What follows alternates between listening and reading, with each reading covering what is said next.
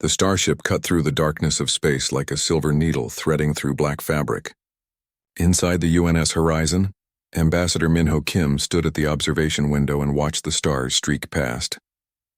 He was a tall man with gray hair at his temples and tired eyes that had seen too many negotiations fail. His blue diplomatic uniform was pressed perfectly, but his hands trembled slightly as he held his coffee cup. "We'll arrive at Carthan Prime in 2 hours, sir," said Jisoo Park, his assistant. She was younger, barely 30, with sharp eyes and a mind that could calculate political angles faster than most computers. She carried a data pad and wore the same blue uniform, though hers had fewer medals. Minho nodded slowly. "Have you read the latest reports on the Vakros?" "Yes, sir. They've conquered 40 systems in the last decade. They view other species as inferior. Their military is massive and their emperor doesn't tolerate disagreement." Jisoo paused. "Sir, are you sure about this mission?" "No," Minho admitted with a small smile. "But someone has to try. Humanity needs allies, not enemies. We're still new to this galaxy. If we can make peace with the Vakros, other species will take us seriously." Captain Daehyun Choi entered the observation deck. He was a military man through and through, with a square jaw and shoulders that seemed built to carry the weight of command. His uniform was black with gold trim, marking him as the ship's commander. "Ambassador, I don't like this," Daehyun said bluntly. "My intelligence reports say the Vakros have murdered diplomats before. Species that complain just disappeared from the galactic stage." Minho turned to face him. "I know the risks, Captain. But what choice do we have? If we hide, we look weak. If we fight, we're outnumbered. Diplomacy is our only option." "Diplomacy only works when both sides want peace," Daehyun replied. "The Vakros want submission. Then I'll have to convince them otherwise." Minho's voice was calm, but there was steel underneath. The ship dropped out of faster-than-light travel, and suddenly Carthan Prime filled the view screen. It was a massive planet, 3 times the size of Earth, covered in red and orange clouds. Enormous space stations orbited it like metal moons. Warships patrolled in perfect formations, their hulls black and covered in weapons.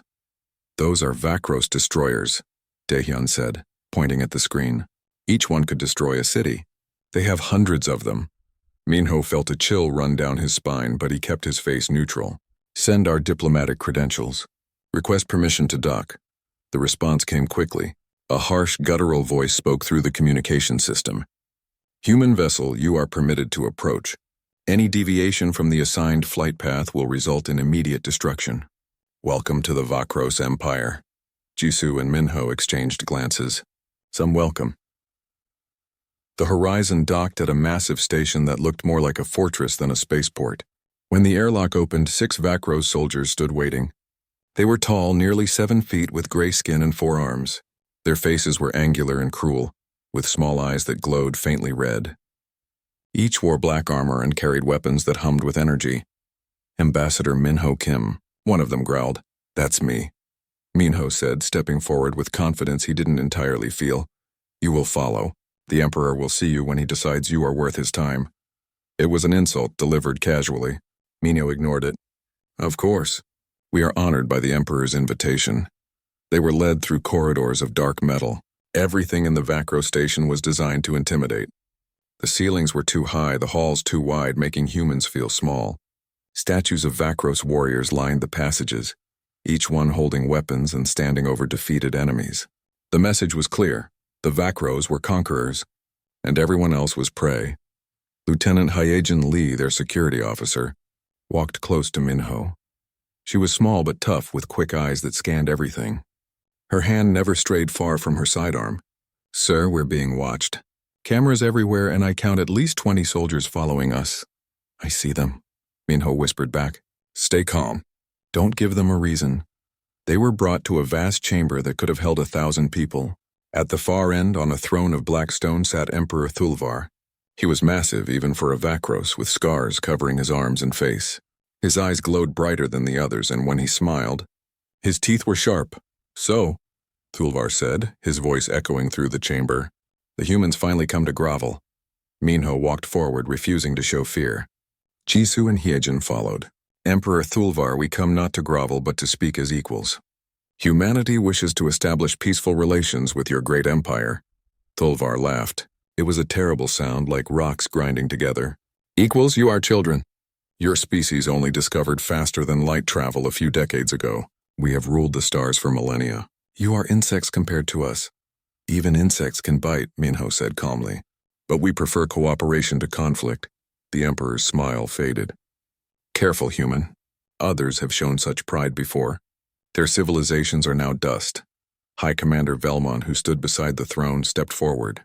He was even more battle-scarred than the Emperor. Your species knows only war with itself. We have studied your history. You fight and kill your own kind over trivial matters. You are savages. Minho felt anger rise but pushed it down. You're right. Humanity has fought many wars. We've made terrible mistakes, but we learned from them. We learned that peace is stronger than war, that cooperation builds more than conquest. Perhaps the Vakros could learn the same. The room went silent. Several Vakros warriors reached for their weapons. Tholivar raised one hand, stopping them. Brave words, the Emperor said softly. Or foolish ones. We shall see. You may present your proposals tomorrow. Tonight you will be shown to your quarters. Try not to embarrass yourselves further. They were dismissed like servants. As they walked back through the corridors, Jisoo leaned close to Minho. Sir, that was dangerous. You challenged him. I know, Minho said quietly. But if we show weakness now, these negotiations are already over. They need to see that humans have spine. They also need to see that we're willing to bend, Jisoo replied. Otherwise, they'll break us. That night, in their assigned quarters, the human delegation gathered. The rooms were plain and cold, clearly not meant for honored guests. Daehyun had brought a security team, and they swept the rooms for listening devices. They found 17. They're not even trying to hide their surveillance, Daehyun said grimly. Let them listen, Minho replied. We have nothing to hide. Our goal is peace. Yijin shook her head. Sir, with respect, I don't think they want peace. They want submission. Every word they've spoken, every gesture, it's all designed to make us feel inferior. I know, Minho said, sitting heavily on the plain metal bed. But we have to try. For Earth, for all our colonies. If we fail here, we fail everywhere. Jisoo stood by the window, looking out at the massive Vakros warships patrolling the space around Carthan Prime. Sir, what if trying isn't enough? What if they've already decided to reject us no matter what we offer? Minho was quiet for a long moment. Then we'll find out together. And humanity will know we tried. Outside their window, a Vakros battleship drifted past, its weapons glowing in the darkness. Inside that cold room on an alien station, 5 humans prepared to negotiate for the future of their species against an empire that viewed them as nothing more than amusing insects. None of them knew that in 3 days, one of them would be dead, and the galaxy would never be the same. The morning on Carthan Prime came with red light filtering through the station's viewports. Minho woke early, his stomach tight with tension. Today the real negotiations would begin. The Vakros guards arrived exactly on time, their heavy footsteps echoing in the metal corridors. They led the human delegation to a conference chamber that was deliberately uncomfortable. The chairs were too large for humans, the table too high. Everything was designed to make them feel small and out of place. Emperor Thulvar arrived an hour late. It was another insult, another test. Minho waited patiently, his hands folded on the table, his face calm. Jisoo sat beside him, her datapad ready. Hyejin stood against the wall, watching everything. Let us begin, Thulvar said, not bothering with greetings.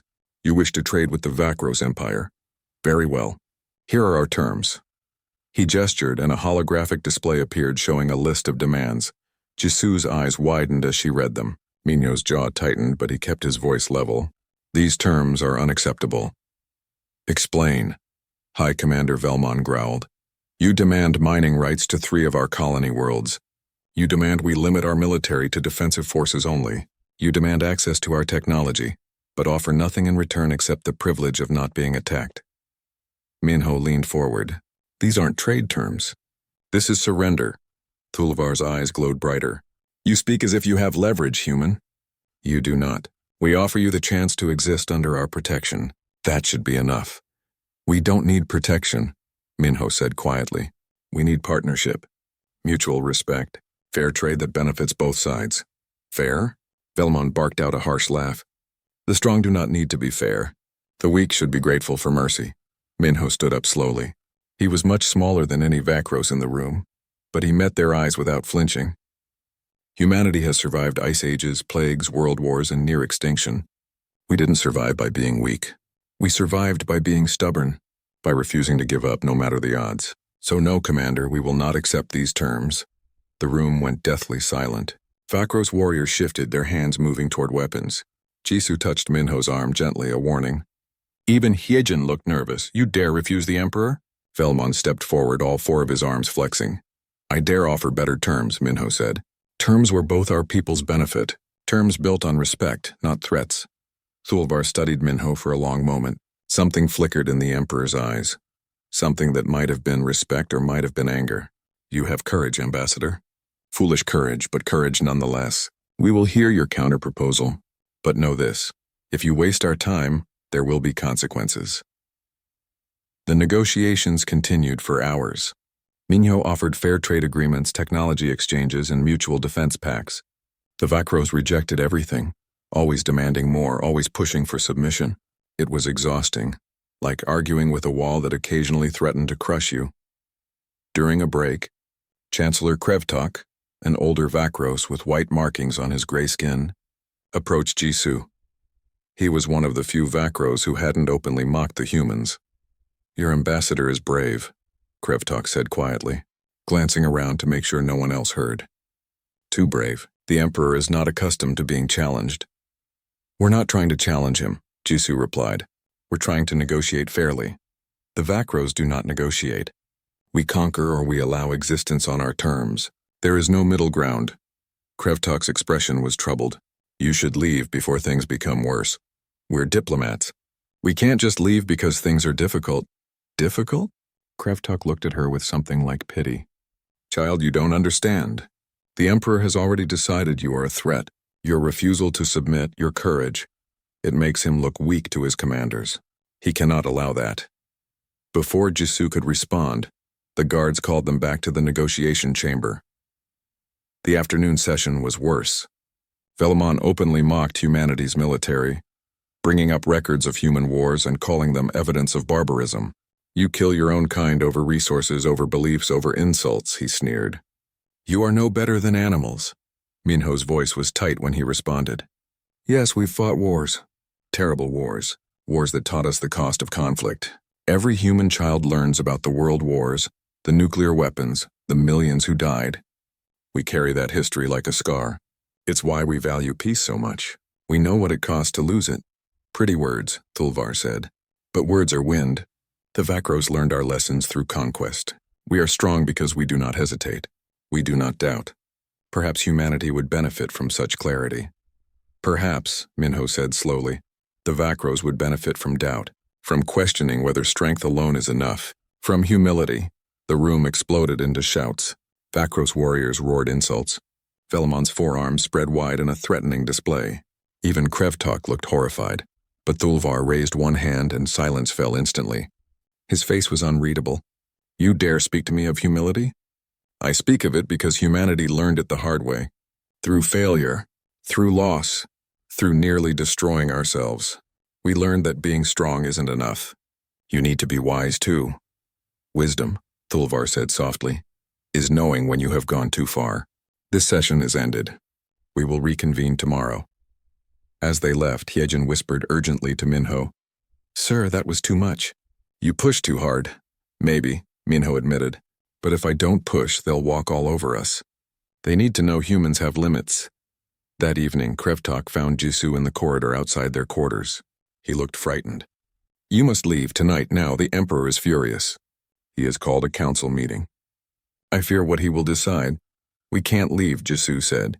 We have diplomatic immunity. Even the Vakros respect that. Krevtok grabbed her arm, his grip desperate.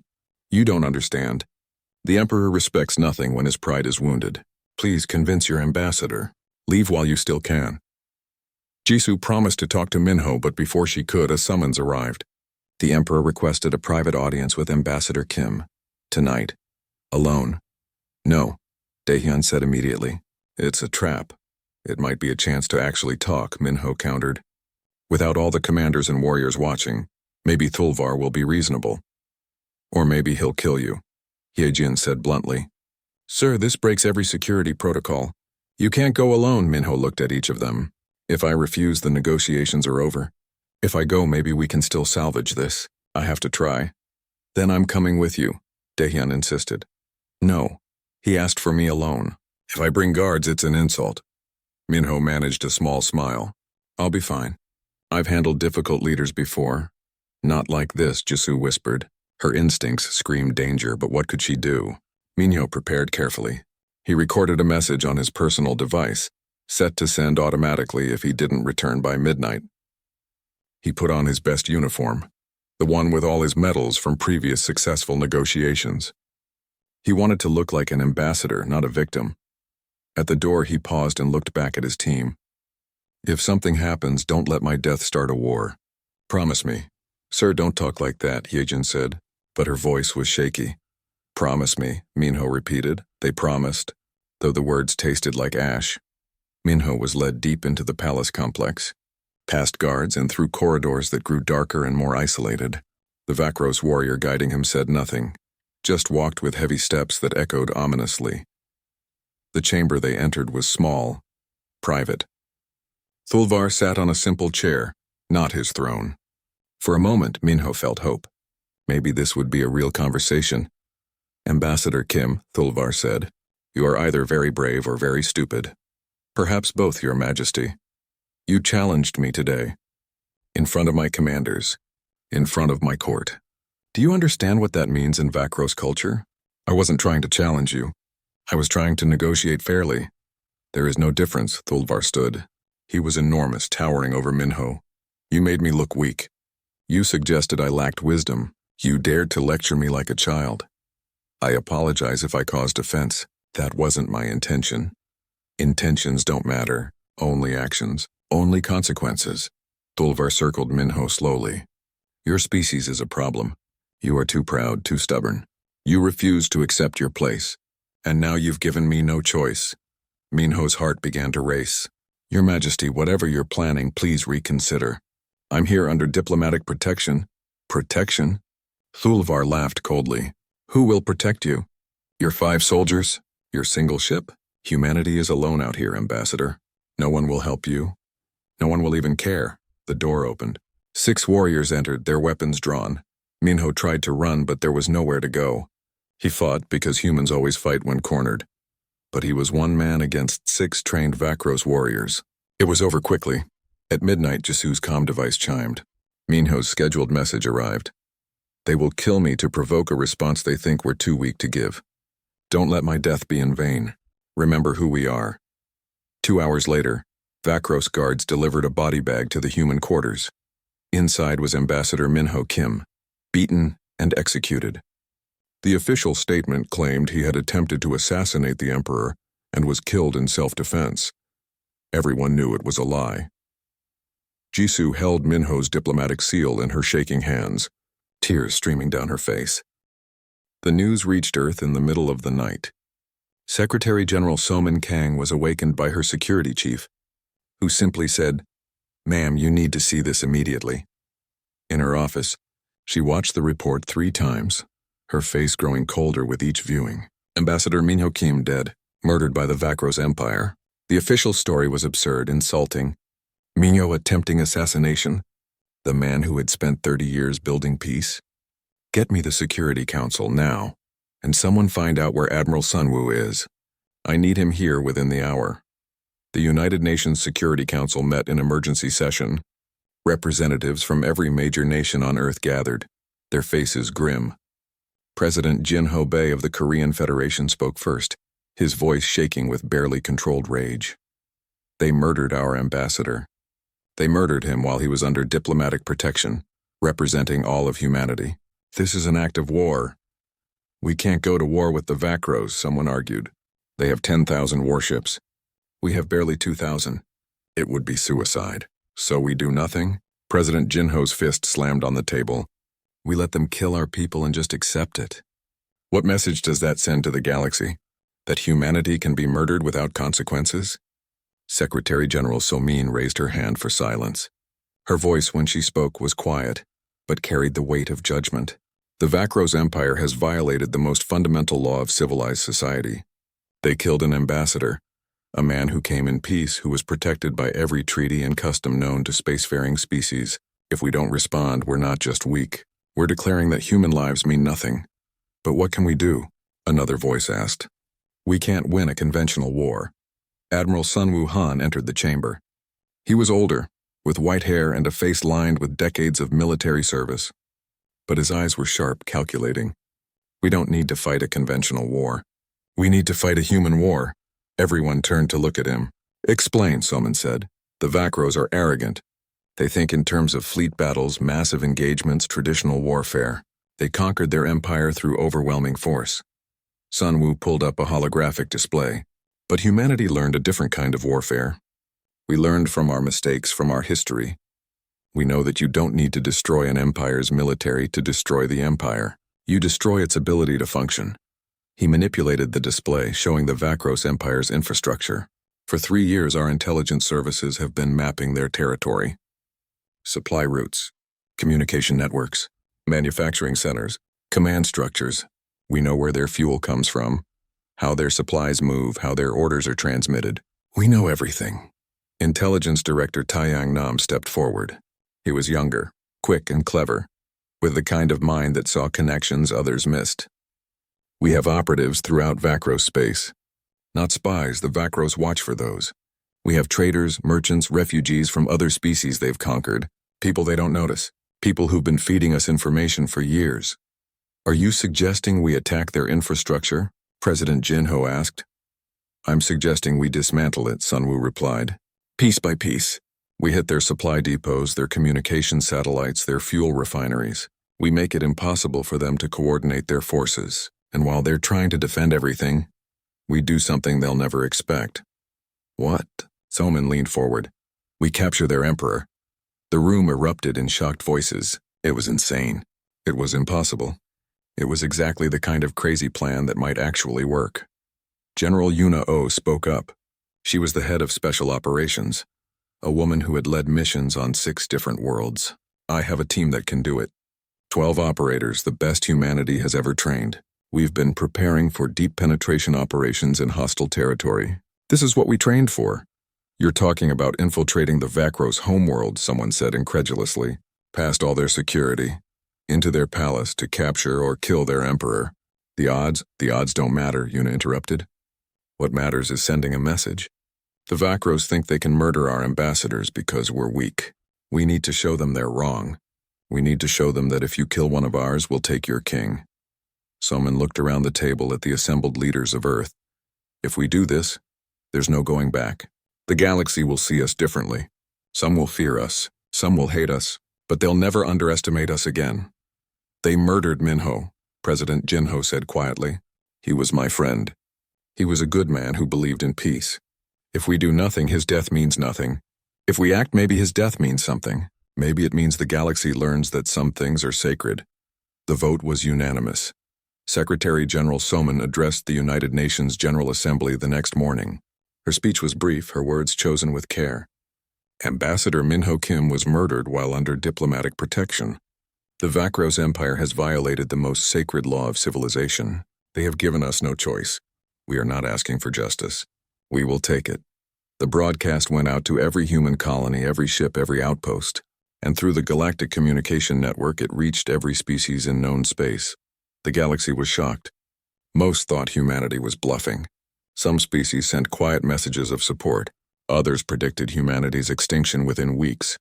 The Vakros Empire issued a mocking statement, saying they looked forward to crushing human arrogance. But in secret facilities across Earth's solar system, humanity prepared. Admiral Sun Wu gathered his fleet commanders. This operation has a simple goal: make the Vakros Empire blind, deaf, and helpless. We're not fighting their fleet.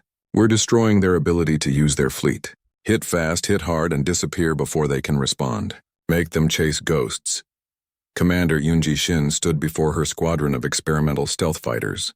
They were small, fast, and nearly invisible to sensors. Our targets are shipyards. The Vakros build their warships at 3 massive facilities. We destroy those, they can't replace losses. Questions? One pilot raised her hand. Ma'am, if we're detected, we'll be outnumbered 1,000 to 1.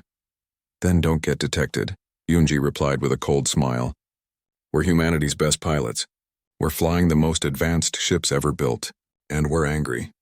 That makes us dangerous. General Yuna briefed her infiltration team in a secure bunker deep beneath the Pacific Ocean. The 12 operators were diverse, different nationalities, different specialties, but all sharing the same deadly competence. Our mission is simple, Yuna said. Infiltrate Carthan Prime, locate Emperor Thulvar, capture him alive if possible, kill him if necessary, extract. The entire galaxy will be watching what happens next. Our actions will define how humanity is seen for generations. Make it count. Corporal Minjae Park, the team's technical specialist, studied the palace schematics. Ma'am, their security is extensive. Multiple layers, redundant systems, guards everywhere. How do we get past it all? By being smarter, Yuna replied. The Vakros think in terms of force. They protect against armies. They're not prepared for 12 humans who are willing to do whatever it takes. Taiyang's intelligence network activated across Vakros space. Sleeper agents began sabotaging communication relays. Quiet bribes convinced dock workers to delay shipments. Computer viruses written with humanity's extensive experience in cyber warfare began spreading through Vakros networks like invisible poison. The Vakros noticed nothing. They were too busy celebrating their victory over the weak humans who dared challenge them. President Jinho made a final broadcast to the fleet before they departed. You carry with you the hopes of every human being. Minho Kim believed in peace, but he also understood that peace requires strength, that some things are worth fighting for, worth dying for. Show the galaxy that humanity remembers its dead. Show them that we honor those who fall. Show them that there are consequences when you murder our ambassadors. The fleet assembled at the edge of the solar system. 2,000 ships from massive carriers to tiny fighters. It wasn't enough to defeat the Vakros Empire in straight combat, but it was enough for what they needed to do. Admiral Sunwoo stood on the bridge of his flagship, the UNS Vengeance. The name had been chosen carefully. This wasn't a peacekeeping mission. This was retribution. All ships report ready, Admiral, his communications officer said. Sunwoo thought of Minho, whom he'd known for 20 years. A good man, a peaceful man, a man who deserved better than to be murdered by thugs in uniforms. Then let's remind the galaxy who we are, Sunwoo said. All ships jump on my mark. Target Vakrospace. Mission, justice. The fleet vanished into faster-than-light travel, leaving Earth behind. They wouldn't return until the mission was complete. Until Ambassador Minho Kim's death was answered. On Carthan Prime, Emperor Thulvar received reports of the human fleet's departure. He laughed. Let them come. We will crush them like the insects they are. High Commander Velmon wasn't so certain. Your Majesty, perhaps we should prepare? Thulvar's eyes glowed with contempt. For what? They have 2,000 ships. We have 10,000. They are children playing at war. This will be over in days. But in the depths of space, humanity's fleet didn't head for the Vakros home fleet. They split into dozens of small groups, each with specific targets. They moved silently through the darkness. The first strike came at dawn on a Vakros mining colony in the Outer Territories. Commander Yunji's stealth fighters appeared out of nowhere, their weapons tearing through the orbital refinery before the Vakros even knew they were under attack. Within minutes, the facility was destroyed, cutting off fuel supplies to an entire sector. The Vakros fleet rushed to respond, but the attackers were already gone, vanished into the darkness of space. Where did they go? Velmon demanded, staring at the tactical display. How did they bypass our sensors? Unknown, Commander, his aide replied nervously. Our scans show nothing. It's like they were never there. Before Velmon could respond, reports came in of 3 more attacks. Shipyards destroyed, communication satellites obliterated, supply depots burning. Each attack was surgical, precise, and impossibly fast. This is impossible, Velmon growled. Humans don't have this technology. They can't have stealth this advanced, but they did. Humanity had learned from decades of studying alien technology, combining it with their own innovations. The result were ships that could hide from almost any sensor, strike like lightning, and disappear before retaliation was possible. Admiral Sunwoo watched from the bridge of his flagship as reports flooded in. Every target hit, 0 losses. Phase 1 complete. Begin Phase 2. Cut their communications. Across Vakros space, human cyber warfare teams activated. Viruses that had been dormant for months suddenly came alive, eating through Vakros computer networks. Military communications went dark. Orders couldn't be transmitted. Commanders couldn't coordinate with their fleets. The mighty Vakros Empire, which had conquered through overwhelming coordinated force, suddenly found itself deaf and blind. "What's happening?" Thulvar roared in his throne room. "Why can't we communicate with our fleets?" "The networks are down, Your Majesty," a technician stammered. "We're trying to restore them, but the damage is extensive." "It's like nothing we've seen before, then fix it." Thulvar's forearms gestured violently. "Send messengers by ship if you must. I want our fleets assembled. I want these humans found and destroyed." But finding the humans was proving impossible. They struck from multiple directions, never where expected, never in the same pattern. Vakros fleets rushed to defend critical facilities, only to find the humans had already struck somewhere else. On Earth, Taiyang monitored the operation from his command center. Holographic displays showed the Vakros Empire's infrastructure failing, piece by piece. "It's working. They're responding exactly as predicted. They're concentrating their fleets around major population centers, leaving their outer colonies exposed." "Good," Soman said, watching over his shoulder. "How long until they realize their real vulnerability?" "They won't," Taiyang replied with grim satisfaction. "They're thinking like Vakros. Big fleets, big targets, big battles. They don't understand asymmetric warfare. They're fighting the war they know how to fight, not the war we're actually fighting."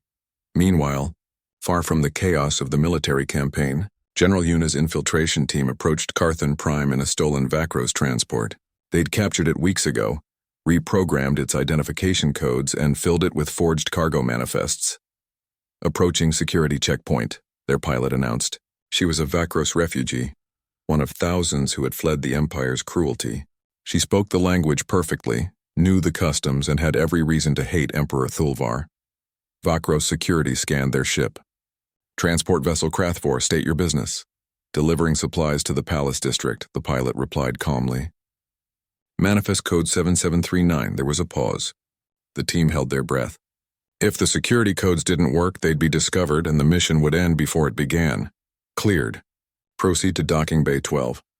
Inside the cargo hold, Yuna and her team waited silently. They wore Vakros civilian clothing, their weapons hidden in shipping containers. Corporal Minjay had forged identification documents so perfect that even Vakros scanners couldn't detect the fraud. "Remember," Yuna whispered, "we're cargo handlers. Keep your heads down. Don't make eye contact. Blend in." The ship docked. Vakros dock workers came aboard to inspect the cargo. The team played their roles perfectly. Board workers moving boxes, complaining about the heat, arguing over shift schedules. The Vakros inspectors barely glanced at them. Within an hour, they were inside Carthan Prime's capital city. The city was massive, built to dwarf visitors. Buildings rose like mountains, covered in dark metal and sharp angles. Statues of Vakros warriors stood on every corner. Military patrols marched through the streets in perfect formation. "We're ants in their world," Minjay muttered, staring up at the towering architecture. "Good," Yuna replied. "Ants are invisible. Nobody notices them until they bite." They split into 3 groups, each heading to a safe house established by Taiyang's intelligence network. The safe houses were run by other species the Vakros had conquered but never quite broken. A Ralthian shopkeeper who hated the occupation, a Gren merchant who had lost family to Vakros brutality, silent allies who wanted to see the Empire hurt. Over the next 3 days, the team gathered intelligence. They monitored patrol patterns, mapped security systems, identified escape routes, and they learned something crucial. Emperor Thulvar had gone into hiding. "He's scared," Minjay said, reviewing intercepted communications. "All these attacks have him spooked. He's locked himself in the palace with his elite guard. Triple security. Nobody in or out without multiple checks. Can we get through it?" Yuna asked, directly. "No, the security is too tight. We'd need an army to fight our way in." "Then we don't fight. We sneak. Through what?" "They've sealed every entrance. Guards everywhere. Sensor nets, automated defenses, the works." Yuna studied the palace schematics they'd stolen. "There has to be a way. Nobody builds a fortress without a weakness. We just need to find it." The breakthrough came from an unexpected source, a young Vakros named Kihun, who worked in the palace as a low-level administrator. He was the son of a minor noble who had been executed by Thulvar for speaking out against the Emperor's excesses. Taiyang's network had identified Kihun as a potential asset. One of Yuna's team made contact in a quiet tavern far from the palace district. "Why should I help you?" Ki-hoon asked, his forearms crossed defensively. "If I'm caught, they'll kill me and my entire family." "Because you know what your emperor is," Yuna replied.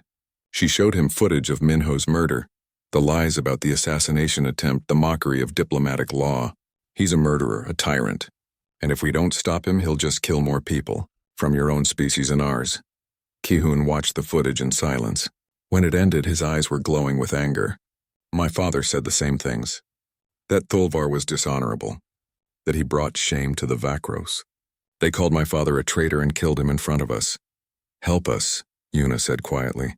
"Help us bring him to justice. Not for humanity. For everyone he's hurt." Ki-hoon made his decision. There are service tunnels under the palace. Old maintenance corridors that most people have forgotten about. They're not monitored as heavily because they're supposed to be sealed, but I know codes that can open them. "Why would you have those codes?" Min-jae asked suspiciously. "Because I work in infrastructure records. Nobody pays attention to maintenance workers. We're invisible." Ki-hoon smiled bitterly. "Just like you're trying to be." Over the next 2 days, Ki-hoon provided detailed information about the palace layout, guard rotations, and security protocols. He gave them codes, maps, and insights into Vakros psychology that proved invaluable. "The Emperor's personal quarters are here." Ki-hoon pointed to the map. "He's surrounded by 50 elite guards at all times. They're the best warriors the Vakros have. Each one could defeat 10 normal soldiers." "How do we get past them?" Yuna asked. "You don't. Not all of them. But there's a small group within the guard who are loyal to Prince Karthul, the Emperor's son. The prince hates what his father has become. He thinks the murder of your ambassador was dishonorable. If you can convince him you're not here to destroy the Vakros people, just to capture the Emperor, he might help." It was a risk. A huge risk. But it was the only path forward. Yuna's team entered the maintenance tunnels at midnight. The corridors were dark, cramped, and dusty. They moved in complete silence, communicating through hand signals. Every sound could give them away. Min-jae worked his magic on security panels using codes provided by Ki-hoon. Each door opened smoothly. Each camera looped harmlessly. The Vakros security was sophisticated, but it was designed to stop armies, not small teams of highly trained infiltrators. They reached a junction point beneath the palace. Above them, through layers of stone and metal, was Emperor Thulvar, the man who had murdered Minho, the man who thought humanity was weak. "Contact established," whispered the team member monitoring communications. "Prince Karthul agrees to meet. He's sending coordinates." The meeting happened in a storage room filled with old ceremonial armor. Prince Karthul entered alone, his forearms tense, ready for betrayal. He was younger than his father, with fewer scars, and his eyes held something that Thulvar's lacked: doubt. "You're the humans," he said. "Not a question." "We are," Yuna replied. "Are you going to alert the guards?" "No, I want to hear what you have to say." "Your father murdered our ambassador." The secret passage opened silently. Yuna's team moved through the darkness like shadows, their footsteps making no sound on the stone floor. They wore suits that absorbed light, masks that filtered their breathing, and carried weapons designed to kill quickly and quietly. The Emperor's personal quarters were guarded by 20 elite warriors, but Prince Karthul had been true to his word. Half the guards had been reassigned on a false maintenance emergency. The remaining 10 were the prince's loyalists, who had agreed to look the other way for exactly 10 minutes. But there were still automated defenses, sensors, cameras, traps. Min-jae worked frantically, disabling systems one by one. His fingers flew across his portable terminal, breaking encryption, rerouting signals, creating blind spots in the security network. Sweat dripped down his face despite the cool air. 8 minutes left, whispered a team member. They reached the final door. Beyond it was Emperor Thulvar, the man who thought he was untouchable, the man who had murdered an ambassador and laughed about it. Yuna placed a small device on the door lock. It hummed quietly as it analyzed the mechanism, calculated combinations, and found the right sequence click. The door opened. The Emperor's chamber was enormous, decorated with weapons and trophies from conquered worlds. At the far end, on a raised platform, Thulvar sat in a chair carved from black stone. He wasn't wearing his ceremonial armor, just a simple robe. He looked smaller somehow, more like a tired old man than a mighty emperor. His head snapped up as they entered. His eyes widened, then narrowed with fury. Humans here? Impossible. Nothing's impossible, Yuna said calmly. You murdered Ambassador Minho Kim. We're here to bring you to justice. Thulvar lunged for a weapon mounted on the wall, but he was old and they were ready. 3 stun blasts hit him simultaneously. He crashed to the floor, his forearms spasming. Search him, Yuna ordered. Check for panic buttons, implants, anything. As they secured the Emperor, alarms suddenly blared throughout the palace. Their 10 minutes were up and someone had discovered the breach. We need to move, Minjae shouted. Every guard in the palace is about to come down on us. They hauled the stunned Emperor onto a hover stretcher and ran. The escape route led through the maintenance tunnels, but already they could hear boots pounding, orders being shouted, weapons being charged. This way. Prince Karthul appeared from a side corridor, waving urgently. They've blocked your planned route. Follow me. I know another way. They ran through a maze of passages, the prince leading them with desperate speed. Behind them, Vakros elite guards gave chase, their weapons lighting up the dark tunnels. There! One guard spotted them. Energy blasts screamed past, scorching the walls. 2 of Yuna's team turned and returned fire, laying down covering shots.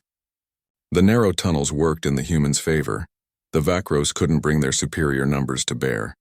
It became a close-quarters fight, and humanity had spent centuries perfecting that kind of combat. They reached a hidden hangar bay where a small ship waited, engines already hot. It was Prince Karthul's personal vessel, provided as part of his bargain. Go, the prince shouted. I'll seal the door behind you. Buy you time. Come with us, Yuna said. They'll kill you for this. No, my place is here. Someone needs to rebuild what my father destroyed. Karthul's eyes met hers. Tell the galaxy that not all Vakros are murderers, that some of us still understand honor. They loaded the Emperor and launched. The small ship screamed out of the hangar just as Vakros fighters scrambled to intercept. But Commander Yunji's stealth squadron had been waiting in orbit, hidden and ready. We've got you, Yunji's voice came through the comm. Follow our lead. We'll get you out. The escape from Karthun Prime was a running battle through orbital defenses and minefields. The stealth fighters created confusion, appearing and disappearing, drawing fire away from the small ship carrying humanity's prize. 3 fighters were destroyed, their pilots dying to protect the mission. But they made it. They jumped to faster-than-light speed with Emperor Thulvar as their prisoner. The news exploded across the galaxy faster than light itself. Emperor Thulvar, ruler of the mighty Vakros Empire, had been captured by humans. The images were everywhere. The Emperor in restraints being led aboard a human ship looking small and defeated. The Vakros Empire fractured immediately. Dozens of commanders claimed authority. Some wanted to continue the war. Others wanted peace. Several border systems simply declared independence. The great military machine that had conquered 400 worlds ground to a halt, consumed by internal chaos. The Galactic Council convened in emergency session. Council Speaker Threnvak, a tall insectoid being who had led the council for decades, called the chamber to order. The humans have committed an unprecedented act, Threnvak said. They have captured the leader of a sovereign empire. This raises questions of law, custom, and the very nature of galactic civilization. Secretary General Soman addressed the council via hologram. Her face was calm, her voice steady. Ambassador Minho Kim was murdered while under diplomatic protection. This violated every law that holds our civilizations together. When the Vakros Empire killed our ambassador, they declared that law meant nothing. That might made right, that the weak could be murdered without consequence. So you responded with war? Demanded a delegate from the Corithian hierarchy. You attacked an empire, destabilized an entire region, and kidnapped a head of state. We responded with justice, Soman replied. Emperor Thulvar will stand trial for murder, under human law. The trial will be fair, open, and broadcast to the entire galaxy. Everyone will see the evidence. Everyone will see justice served. This is outrageous, shouted the Vakros delegate, a loyal supporter of the old regime. You have no authority to try our emperor. He murdered our citizen, Soman said simply. That gives us every authority we need. The trial will proceed. The galaxy will watch, and everyone will learn that human lives are not worth less than any other species. The council was divided. Some species supported humanity's actions, secretly relieved that someone had finally stood up to Vakros aggression. Others condemned it as warmongering. But nobody could deny the effectiveness. In 3 weeks, humanity had brought a mighty empire to its knees. The trial was held on Earth, in the International Criminal Court in The Hague. Judge Hannah Kwan presided, a woman known for fairness and firmness in equal measure. The courtroom was designed to accommodate different species, with translators and atmospheric controls for all. Emperor Thulvar sat in the defendant's chair, looking diminished in human-sized furniture. His forearms were bound not with chains but with energy restraints that glowed faintly. He glared at everyone with impotent rage. The evidence was overwhelming. Video of the negotiations. Testimony from Jisoo and Dae-hyun. Analysis of Minho's body showing it was impossible for him to have attacked anyone. Even Chancellor Krevtok testified via remote link, describing how the Emperor had ordered the murder. Thulvar's defense argued that he had sovereign immunity, that human law didn't apply to a Vakros Emperor, that this was all illegal. Judge Kwan listened patiently, then delivered her ruling. Diplomatic immunity exists to protect those conducting diplomacy. Murder violates its purpose. No immunity protects the act of killing an ambassador under diplomatic protection. Emperor Thulvar stands accused of murder. He will be tried under the laws that govern all civilized beings. The trial lasted 2 weeks. Every species in the galaxy watched. They saw human justice, slow, methodical, fair. They saw evidence examined carefully. They saw witnesses questioned. They saw a system that valued truth over power. The verdict was inevitable. Guilty of murder. Guilty of war crimes. Guilty of crimes against sapient species. How do you sentence an emperor? Judge Kwan asked rhetorically during the sentencing phase. The same way you sentence anyone else who commits murder. With justice. With the understanding that no one, regardless of power or position, is above the law. Emperor Thulvar was sentenced to life imprisonment without possibility of parole. He would spend the rest of his days in a maximum security facility. Just another prisoner. Not a martyr. Not a fallen hero. Just a murderer serving his sentence. The Vakros Empire, meanwhile, was transforming. Prince Karthul, with support from reformist factions and High Priestess Dalvara, established the Vakros Republic. They reached out to humanity, offering genuine peace.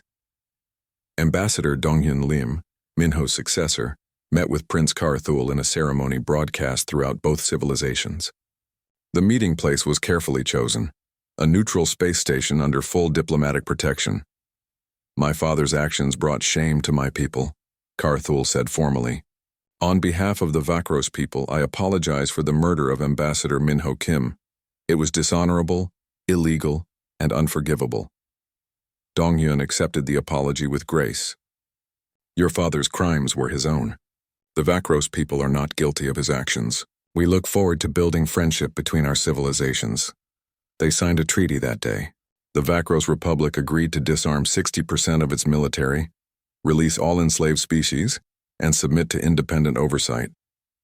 In exchange, humanity offered economic aid, technological cooperation, and a path toward genuine partnership. Ironically, the Vakros people came to respect humanity deeply. The species they had thought were weak.